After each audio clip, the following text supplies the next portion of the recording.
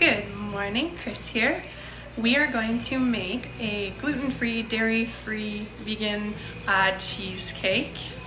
Yeah, cheese. I got my new apron. First time I've ever had an apron, excited. We've got our ingredients here.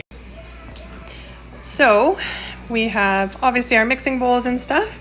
We are going to use Kinnicknick graham style crumbs with some vegan Bissell margarine to make our crust. And this is a no bake. Then we are going to use some 70% cocoa with some peanut butter and make a chocolate peanut butter one. Some icing sugar, some silk unsweetened, and some Violife creamy vegan cream cheese. I am going to mix about 5 tablespoons of melted margarine, about a minute in the microwave, in with my graham crumbs, and then I'm going to press it into my pan. As you can see, it's pressed down. You want to make sure on your edges they're pressed down nice and tight, or you're going to have lots of loose bits of graham crust.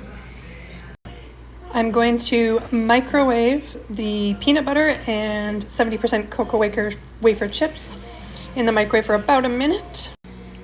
My chocolate and peanut butter are melted. It ended up taking 2 minutes. You want to stir this and let this cool a little bit because we don't want this to heat up our yogurt and our fake cream cheese too much. Otherwise, it's going to be a melty mess.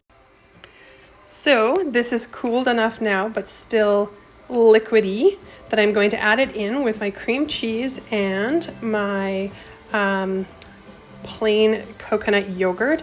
I'm gonna do about a half a cup and then see how it goes, add my chocolate, and then the last thing I'm gonna add is my icing sugar.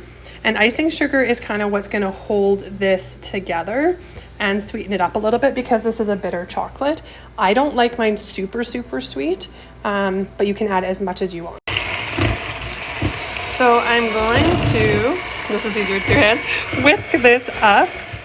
And this is everything but my powdered sugar. See what my consistency is, and then add my powdered sugar. This is the consistency I have now before my powdered sugar. Now, if you use crunchy peanut butter like I did, it won't be totally smooth. If you did not use a crunchy peanut butter, this should be totally smooth before you start adding your icing sugar.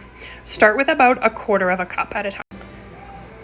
So I'm at the sweetness level that I want. I don't like mine very sweet, but I still want this a little bit thicker, so we should have a little peak there. So I'm just gonna add a little bit of tapioca starch.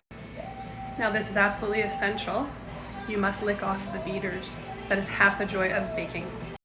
If you like a little bit of texture in your cream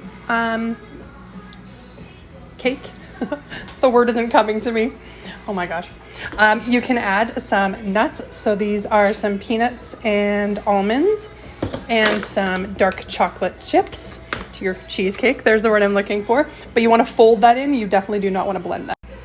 That's how much I put in, and I'm just going to fold that in, and then I'm going to use my lovely spatula to put that onto my pre-made crust.